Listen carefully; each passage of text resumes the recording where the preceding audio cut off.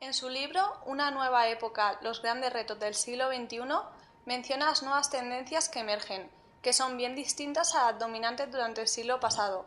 ¿Qué papel desempeña la economía digital en estas nuevas tendencias? Es central. En realidad,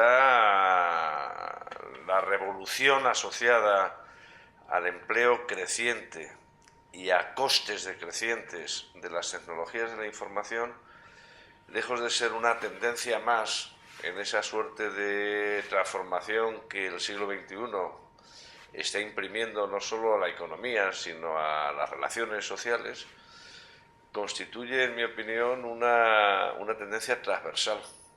Lo que creíamos que era simplemente hace apenas 20 o 25 años una fuerza que iba a constituir una vía especial de generación de mayor eficiencia, de mayor dinamización económica, en definitiva, estamos viendo que está alterando pautas y formas sociales que van más allá de las inmediatas generaciones de productividad. Por lo tanto, se podría decir que no hay una tendencia de las nuevas que se va a asentar en el siglo XXI que no esté de alguna forma teñida, impregnada por esas tecnologías de la información, desde la demografía hasta las nuevas técnicas que tratan de garantizar la subsistencia agrícola, pasando por supuesto, por el cuidado, la atención a una de las tendencias básicas, que es el dominio de los viejos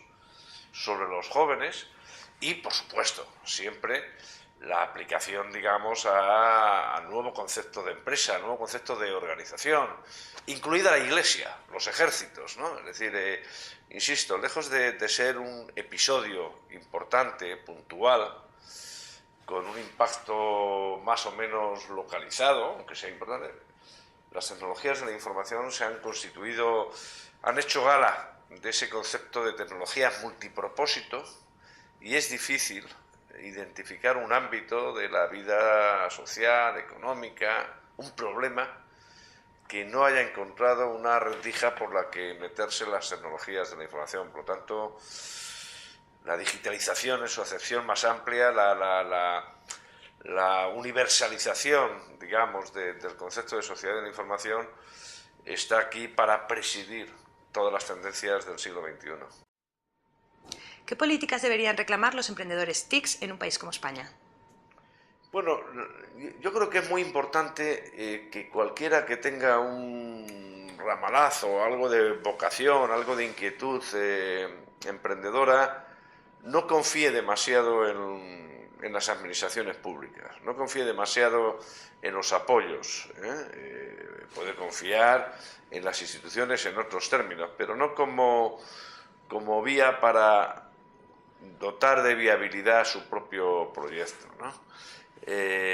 Yo creo que lo primero que habría que hacer es eliminar los obstáculos genéricos que se interponen a la actividad emprendedora en general, ¿no? Y en particular a lo que sí deberíamos aspirar, desde luego, es a la disposición no tanto de ayudas públicas, en las que yo siempre soy escéptico, pero sí por lo menos que haya un microclima, una recepción equivalente a la que hay en otros países. Alfabetización, claramente. Qué duda cabe que un proyecto TIC tiene más probabilidades de madurar, de tener éxito, si se lanza en una sociedad en la que el grado, digamos, de disposición de habilidades, de uso de las tecnologías es amplio. Qué duda cabe que esa probabilidad de éxito es tanto mayor cuanto que mayor sea la capacidad de la administración pública para predicar con el ejemplo, que es lo único que yo me permitiría exigirle a la administración pública. No hace falta que me dé dinero, no hace falta que subsidie la asunción de riesgos, procure crear un mapa institucional que dé cabida a la financiación de proyectos de ese tipo y dos, predique con el ejemplo.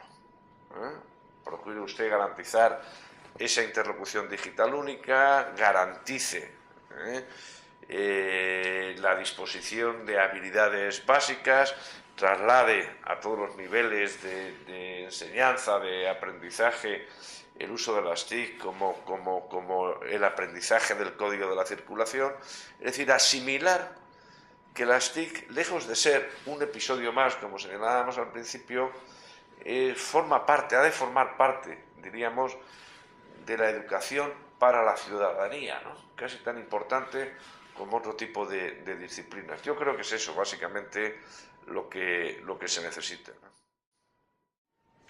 ¿Qué servicios pueden ofrecer los emprendedores TIC para hacer más competitivos los sectores tradicionales? Bueno, lo que a uno, desde luego, a un economista se le ocurre de inmediato es la mera, que no poco importante, racionalización de la gestión empresarial, ¿eh? Uno encuentra que en los sectores tradicionales, dentro del censo de empresas de esos sectores tradicionales, se encuentra con empresarios tradicionales, se encuentra con empresarios que están organizados de forma defectuosa, de forma ineficiente, ¿no? Las TIC tienen, en mi opinión, 2, 3 ventajas claras desde una perspectiva estrictamente de la gestión económica, ¿no? Una en términos de organización, ¿eh? Yo lo he experimentado en esta empresa la fundamos hace ahora 25 años, otros 2 profesores de universidad y yo. Tuvimos la suerte de entrada de contar con gente pionera en el manejo, efectivamente, entonces de las habilidades informáticas más extendidas, luego de las TIC en su acepción más amplia. Las ganancias de eficiencia en términos organizativos están claras, en términos de disposición de una organización informal, plana, de prescindir de esquemas de organigramas al uso, ¿no? De utilizar, por supuesto, posibilidades de descentralización sin necesidad de incurrir en los costes de localización al uso, etcétera. Por lo tanto, hay una serie de ventajas organizativas que son obvias ya a estas alturas, ¿no? En la toma de decisiones. Pero luego en la propia gestión, financiera, por ejemplo. España, a pesar de ser un país, digamos, como señalábamos antes, con un sistema financiero que ha tenido una presencia económica muy grande, todavía el grado de autonomía en la gestión financiera que tienen los empresarios a cierto nivel, medio o bajo, es limitada, ¿no? Empezamos a ver portales en los que hay intercambios de información, de financiación, etcétera, etcétera, ¿no? Por lo tanto, yo diría que hay una primera, un primer conjunto de utilidades, ¿no? De aplicaciones claras que tendentes a mejorar la gestión.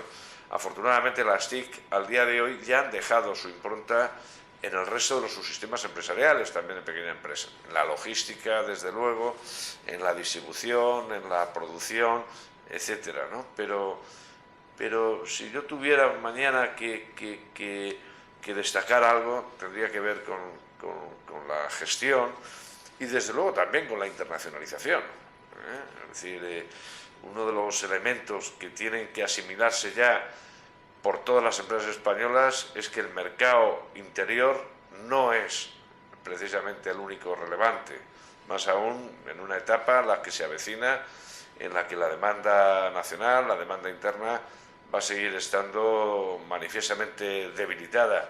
Por lo tanto, hay que mirar fuera.